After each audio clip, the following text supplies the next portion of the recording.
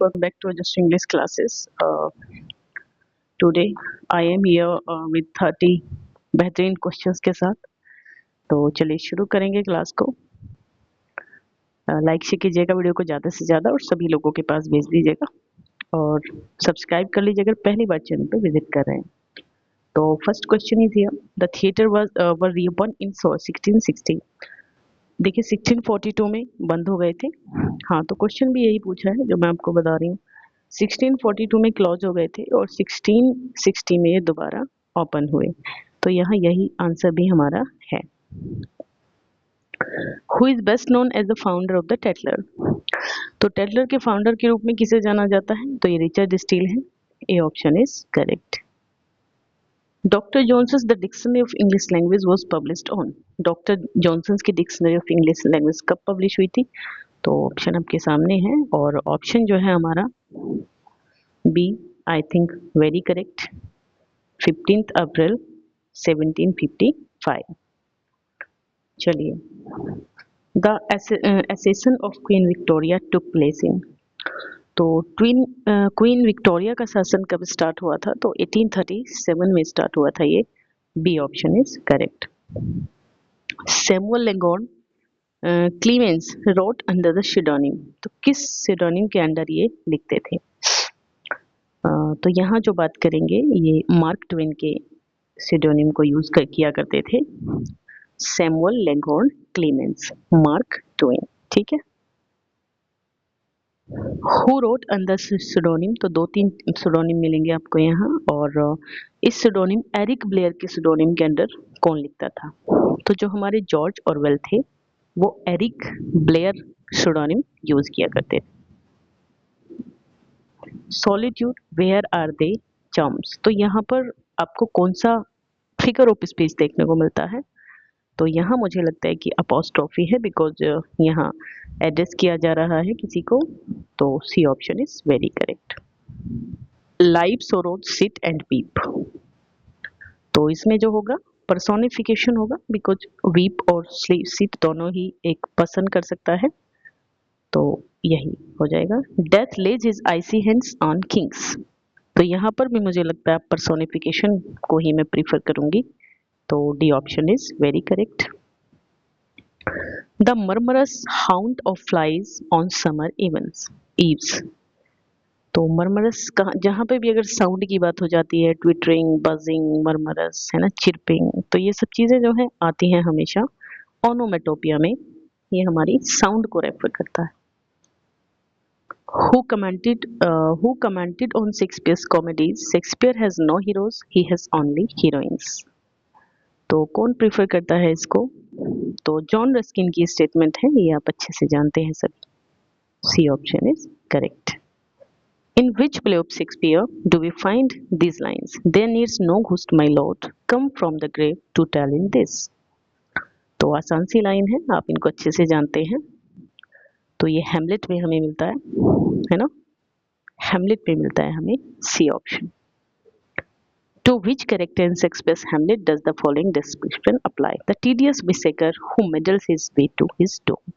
तो ये देखिए पोलोनियस के लिए होता है। किसके लिए है? पोलोनियस।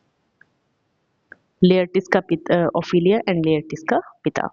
हु प्रेज शेक्सपियर दस। इस तरीके से कौन प्रेज शेक्सपियर करता है, मतलब शेक्सपियर की? Others abide our question thou art free, we ask and ask thou smilest art still. तो अब others abide our question thou art free, इसी लाइन से आप समझ सकते हैं इसको। मैथ्यू अर्नोल्ड की एक शेक्सपियर नाम से एक वर्क था, तो इसी में हमें ये लाइन शेक्सपियर के लिए मिलती है। Which of Shakespeare's tragedies is called the tragedy of reflection?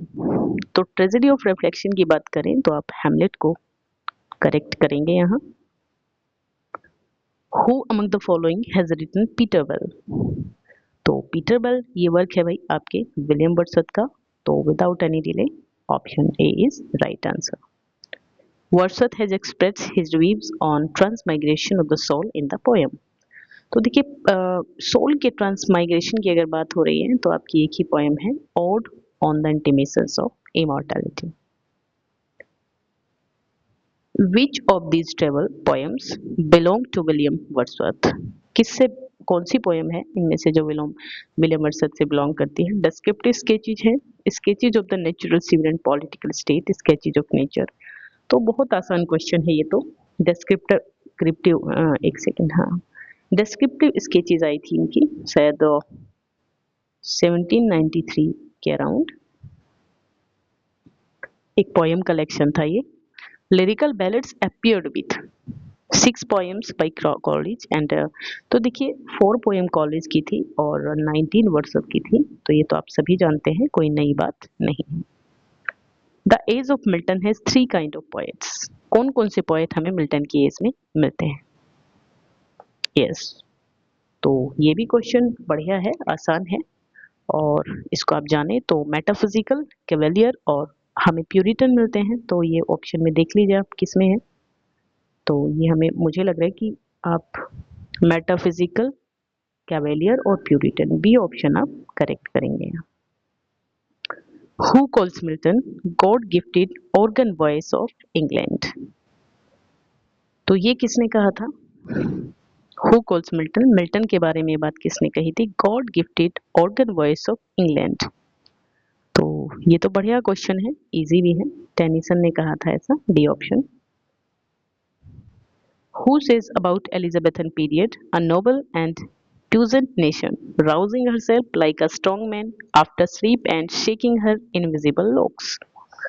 तो 22 हमारा क्वेश्चन है और जॉन मिल्टन यहाँ पर इसका आंसर हो जाएगा। कौन कहता है एलिजाबेथन पीरियड के लिए? A noble and puissant nation, rousing herself like a strong man after sleep, after shaking her invisible locks. चलिए, Who said sonnet in Milton's hands become a trumpet? किसने कही है ये इतनी इंपॉर्टेंट लाइन मिल्टन के बारे में? तो ये वर्ड्सवर्थ ने कही है। आप जानते हैं कि टू मिल्टन नाम का एक लिया लंदन 1802 या फिर टू मिल्टन नाम का एक वर्क था इनका वर्ड्सवर्थ का, तो उसी में इन्होंने ये लाइन कही थी। Venus and Adonis is a poem by, तो ये आप सभी जानते हैं विलियम शेक्सपियर की थी, जो कि ये आई थी आपके 1593 में और 6 लाइन स्टैंजा में इसको लिखा गया था। 199 स्टैंजा थे इसके अंदर। Where from these lines have been taken? Good friend for Jesus, sake for beer, to dig the dust enclosed here. तो ये इनकी मतलब उस पे लिखा हुआ है, इनकी टोम पे ये लिखा हुआ था। तो ये कहाँ से लिया गया था? आई थिंक ये जो है इनकी, हाँ, शेक्सपियर की टोम पे ही लिखा है, तो ऑप्शन भी हमारा यही करेक्ट आंसर है। Where from these the lines, fear no more the heat or the sun, nor the furious winter stages. Thou thy worldly task has done, home art gone, and teen thy wishes. Yes, तो ये आपका बनेगा भाई Cymbeline से line है, ये option is correct. Venus and Adonis by Shakespeare was written in stanza of, अभी अभी हमने इसके बारे में बात की थी, 6 लाइन स्टैंजा में इसको लिखा गया था। 28. To which category the 2 works of William Shakespeare, Venus and Adonis and the Rape of Lucrece belong to? तो ये दोनों ही इनकी नैरेटिव पोएम्स हैं, a option is very correct. Wordsworth's prelude is a, ये क्या है? ऑटोबायोग्राफिकल, फिलोसफिकल, बैलेड या elegy? तो देखिए इसको इनकी ऑटोबायोग्राफिकल पोएम माना जाता है।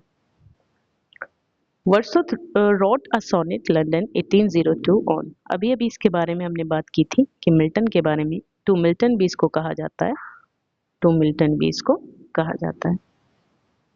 तो यही थे आज के 30 क्वेश्चन। आई थिंक इजी थे, अच्छे थे, बट इजी भी नहीं कह सकते आप। ये बात अलग है कि आपको अगर आ गए हैं तो इजी हैं, वरना डिफिकल्ट होते हैं जिनको नहीं आए हैं। चलेगा, यही था आज का सेशन, मिलेंगे नेक्स्ट वीडियो में, तब तक के लिए बाय बाय, टेक केयर।